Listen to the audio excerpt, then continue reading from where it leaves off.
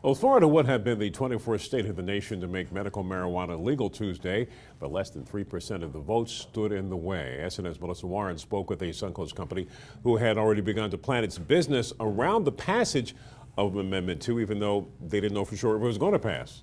That's true. AltMed in Lakewood Ranch was prepared to start growing medical marijuana, but of course that all changed when the amendment failed to reach 60% of the vote.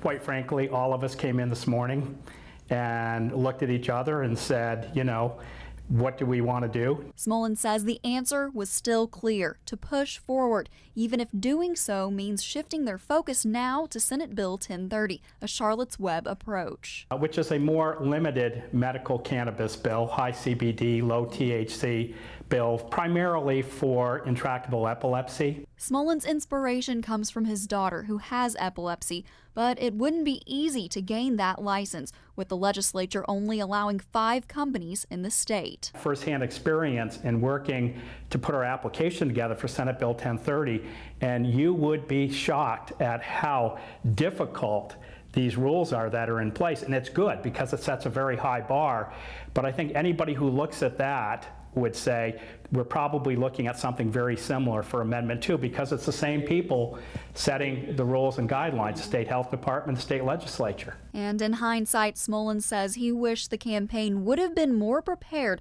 for the opposition's late push of attack ads. We should have done a better job addressing those concerns head on.